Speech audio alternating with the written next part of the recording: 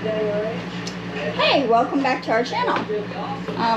Today I'm going to show you how to make applesauce. A cousin of ours gave us a couple boxes of apples, so I figured we'd show you how to make, or how we make our applesauce. And you can peel them or you don't have to, either way, whichever is to your preference. So I'll peel one and show you, and then I'll also do one that I don't peel, because the peelings are nutritious too, but we also feed some of the peelings to our chickens and they like them, which we also give them some of the apples too. So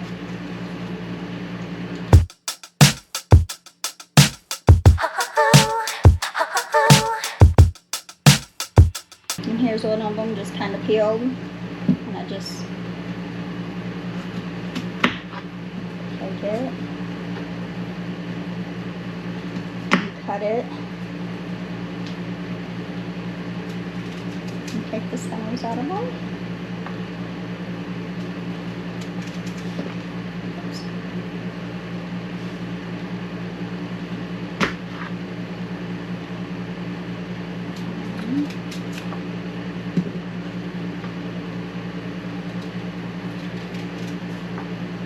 There's one of them cut up, and then the other one I'm just going to take and just cut it up, because with applesauce it's just to your preference basically, because the peelings will also dissolve into your applesauce when you cook them. So, but like I said, some of them we feed to the chickens and they enjoy that. So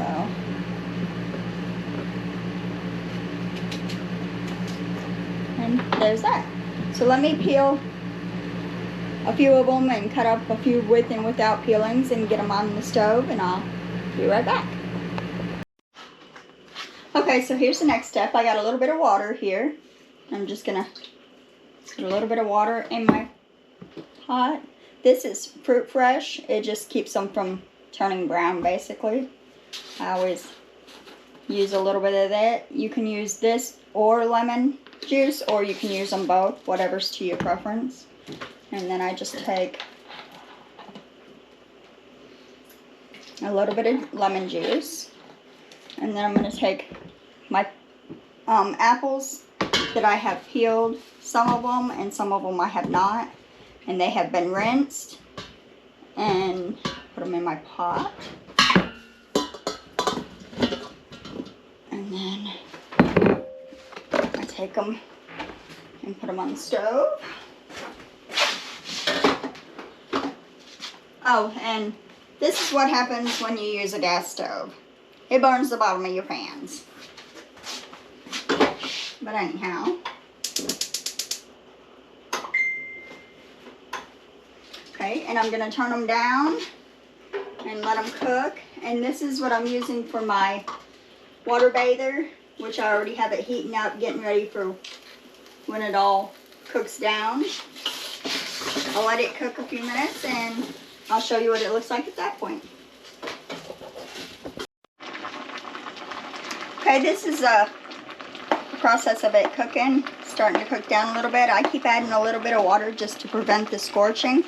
Like I told you, the peelings will cook down. It just takes a little bit, and just keep adding water so it don't stick, and just keep stirring it around and keep it from scorching to the bottom, and they'll get really, really smushy.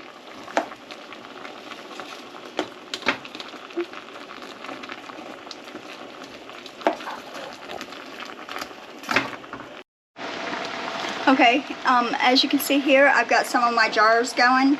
I usually use the pint jars, but I guess I was out of them, so I'm using the quart jars today. But I'm letting my lids and my jars soak so that, you know, it's all the same temperature, or about the same temperature, because if you put your hot apples in a cold jar, it could break on you or explode or whatever.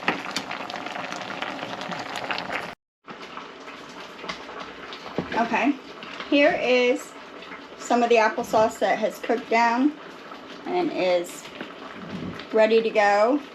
You can put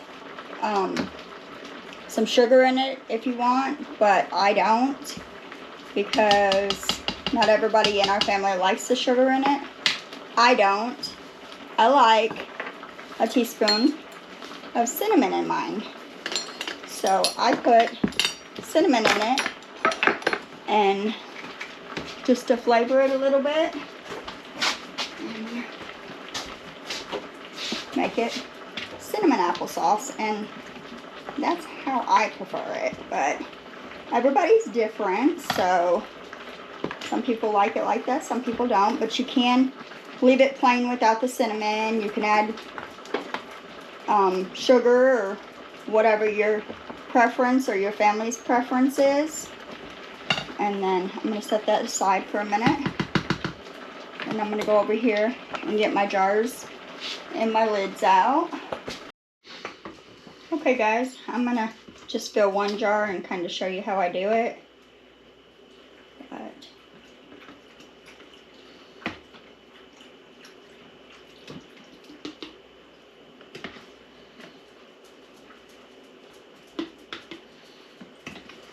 like I said, I usually use the smaller jars, but I didn't have no more, so I'm gonna make do with the jars I have.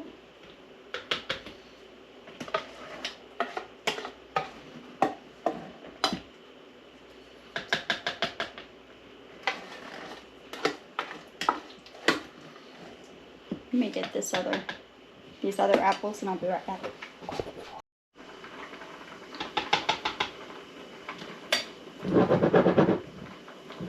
Okay guys, when I fill these up, I try to get them just to the bottom of the rim of the jar, which if you use one of these, it's an 1.5 inch headspace, I guess they call it.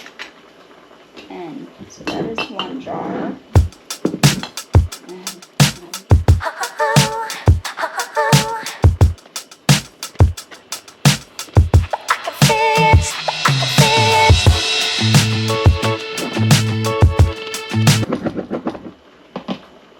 Like I said, just to the bottom of the ring.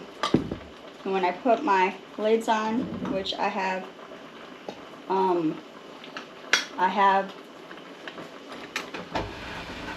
boiled them in the water, the jars and the lids. I take, and you gotta wipe the lids down, make sure that you don't have nothing sticky on it, like this one, because it wouldn't seal. But you take a towel or a washcloth or whatever your preference is, and you wipe the rings and just make sure they're clear. And then you take and put your rings on, and when you put, oh, there went one. When you put your rings on, just do it airtight till your wrist kind of turns a little bit. And the other one, and just like I said, airtight just till your wrist kind of turns a little bit. And then you take them and you put them in your water bather for 20 minutes, and after it gets done, sit in the, well, you wait till your water boils. You put them in your water.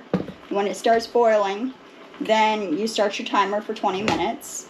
When your 20 minutes is up, you turn your burner off and you let it sit another 10 minutes, and then you pull them out and set them on a towel on your counter or table, wherever, and let them dry, or let them finish until they pop. So that pretty much does it for now. Okay guys, this is the last step. I'm going to take the jars and I'm going to put them in my water bather. But I wanted to show you this little kit that I got at Walmart. It has the little jar picker uppers to pick them up with, and not in the water so that you don't get burnt. And it also has the little measuring thing to tell you how much headspace to put in them and to stir it. And then it also has this, it's good to pick up the jars and stuff with. But I got it at Walmart and I figured that might be helpful to some people. But when you take the jars and put them in the canner, in the water bather, they have to sit for 20 minutes after the water starts boiling. When you put them in, you have to wait for the water to boil with the jars in, and then do it 20 minutes on your timer. When the timer goes off, you turn your burner off, you let your jars sit another 10 minutes before picking them out with these so you don't get burnt. And then you take them and you set them on a towel and you let them sit until they pop. If they don't pop, then they did not seal. If they did not seal, you know, it's really no big deal. Put them in the refrigerator, eat them. They will not last on the shelf if they do not seal. So let me get these put in here, and there you go. Okay guys, I wanted to show you the jars inside the water. When you put them in there, make sure the water is right above the jar lids, and make sure your water comes to a full boil before you start your timer. If you have to, add more water to it. So. Okay guys, this is the last step. You after you've let them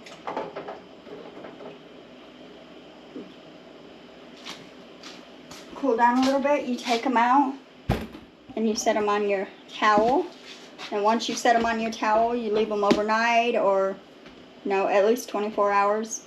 And then you come back and check them and see if they sealed. If they did, sometimes you'll hear them pop at night or whatnot. But you can always touch them and the next day and find out if they sealed or not. And if they did, they're done. And if not, stick them in your refrigerator. So please like and subscribe to our video. Thank you.